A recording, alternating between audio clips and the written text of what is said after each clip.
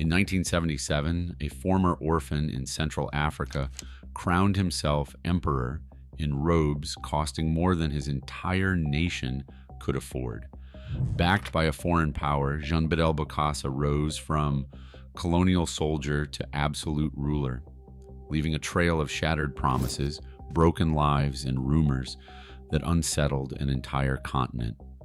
How did a boy marked by tragedy come to seize a throne and plunge his country into chaos?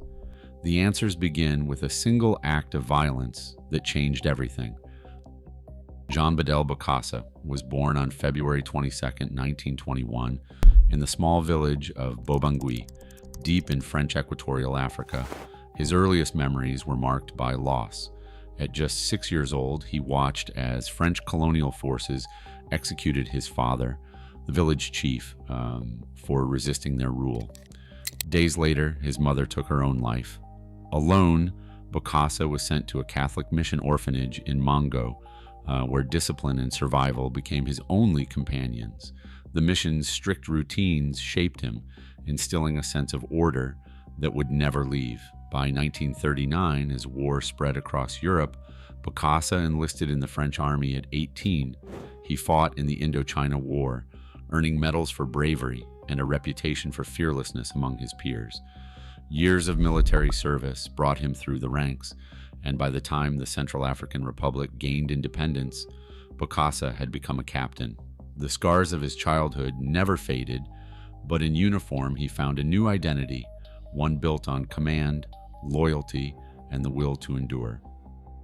On the night of December 31st, 1965, as fireworks faded over Bangui, Colonel Jean-Bédel Bokassa moved his plan into action. At 10:30 p.m., orders went out from Camp Kasai. One squad would seize the presidential palace, and another would storm the national radio station.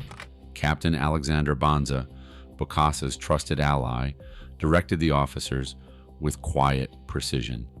President David Dacko was away from the capital, leaving his government exposed. Within the hour, army trucks rolled through the city's empty streets. At the radio station, a lone guard resisted, firing arrows before he was shot dead. By midnight, soldiers had overpowered palace security and detained key ministers. Dacko, returning to Bangui, was arrested on the road and brought to Ningaragba prison. Bokassa wasted no time. He forced Dacko to sign a resignation and declared the constitution void, calling it a dead body that no longer represents the people. 8 lives were lost in the swift operation, but by dawn, power had changed hands. The Central African Republic now belonged to its new master. French support arrived swiftly after Bokassa seized power. Within months, French advisors filled government offices in Bangui, their numbers swelling to around 120 by 1968. Military instructors, economic planners, and technical experts became fixtures in the new regime, shaping policy and overseeing vital ministries. In exchange, France secured exclusive rights to Central African uranium and diamond fields, with contracts signed in 1967, granting French companies near total control over the nation's richest resources.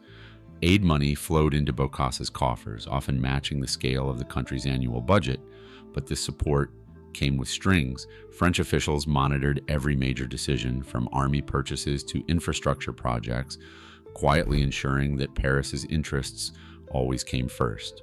The Central African Republic, though nominally independent, found itself locked in a cycle of dependence. As Bokassa's power grew, so did the leverage held by his foreign patrons, a reality that would haunt his rule in the years ahead. Bokassa's fascination with power took on a new shape in the early 1970s. He began to refashion his public image, drawing inspiration from the portraits and regalia of Napoleon Bonaparte. Official photographs showed him draped in rows of medals, dressed in military uniforms almost indistinguishable from those of the French emperor. Paintings commissioned for government buildings depicted Bokassa seated on a golden throne, hand tucked into his jacket, surrounded by symbols of imperial might. In 1972, he issued a decree naming himself president for life, a title that appeared on coins, stamps, and government decrees. School children recited oaths to his greatness. Statues of Bokassa, modeled after European monarchs, rose in Bangui's main squares. His personal standard, a golden eagle clutching a shield, flew above government offices. These were not mere decorations. They were calculated signals meant to transform a military strongman into an emperor in the eyes of his people. Every detail, from the cut of his uniform to the language of his proclamations, reinforced a single message. Jean-Bédel Bokassa was no ordinary president. He was Central Africa's chosen sovereign, destined to rule without end. On December 4th, 1977, Bangui's main stadium transformed into a stage fit for an emperor. At exactly 10:43 in the morning, Jean-Bédel Bokassa entered in a robe threaded with gold, followed by a procession of dignitaries and soldiers.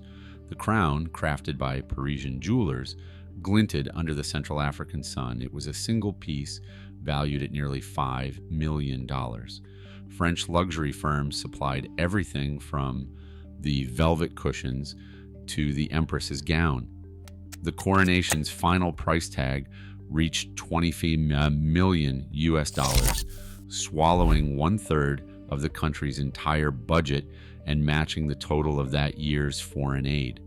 While the capital's streets were swept and painted for the cameras, most citizens struggled to afford basic necessities. The spectacle drew ridicule from the international press. French suppliers tallied their profits, but in Bangui, resentment simmered. As the last fireworks faded, rumors began to swirl. Stories of secret executions, missing diamonds, and even cannibalism circulated. These tales, often repeated by exiled opponents and foreign journalists, found no confirmation in police files or medical records. Yet each new whisper fed public anger, deepening the divide between the emperor's world of excess and the daily reality outside his palace gates. April 1979 brought a wave of unrest to Bangui's streets. Hundreds of students, some barely teenagers, marched in protest against a decree that forced them to buy expensive school uniforms sold by a company tied to Bokassa's own family. The uniforms cost more than most families earned in a month. When students refused to comply, police responded with tear gas and batons. Arrests followed, swelling the cells at Nicaragua prison. That night, guards crammed more than 100 students into overcrowded cells. Witnesses later described the air thick with fear and the cries of the injured echoing through the halls. Hospital logs from Bangui General would later record dozens of young bodies admitted in the days that followed, many showing signs of blunt force trauma. Eyewitnesses recalled Bokassa himself entering the prison with an ivory-handled cane and striking students as guards continued the assault. By morning, at least 50 were dead, their names filling hospital registers and morgues. News of the massacre spread quickly, shattering any illusion of order and leaving the regime isolated. The deaths of these children became the final rupture as outrage swept through families and classrooms, and the world began to take notice. On September 20th, 1979, French paratroopers boarded transport planes in Chad and in Gabon, their orders sealed until mid-air. By midnight, Operation Barracuda was underway. The first units landed at Bangui's Mpoko International Airport, securing the runway without a shot. Within hours, more than 900 Foreign Legion and Marine infantry troops fanned out across the city. Bokassa was in Libya, his palace abandoned. As dawn broke on September 21st, 1979, French officers delivered a radio address announcing David Daco's return to power.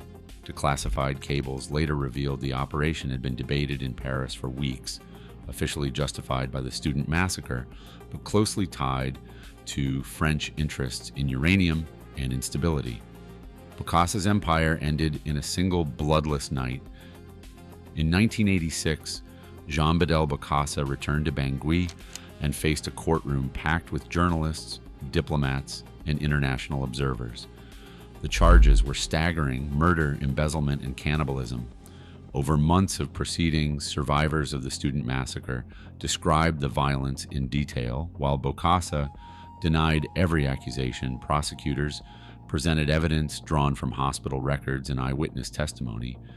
But some allegations, especially those of cannibalism, lacked hard proof. Amnesty International and French legal advisors monitored the trial, raising concerns about political pressure and fair process.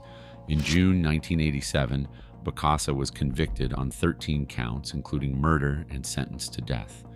The sentence was quickly commuted to life in prison, fueling debate over whether justice had truly been served. In 1993, a presidential decree granted Bokassa a pardon, ending his years of imprisonment. He lived quietly in Bangui until his death on November 3, 1996. Some remember him as a tyrant who brought suffering to his people. Others remember him as a ruler shaped by foreign influence and brutal times. His legacy remains deeply contested, a warning from history about unchecked power.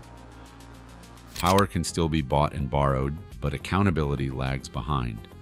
Today, the Central African Republic faces new leaders and old dilemmas: foreign influence, fragile institutions, and the weight of memory. History warns, unchecked ambition rarely ends with a single downfall. What lessons do we choose to remember?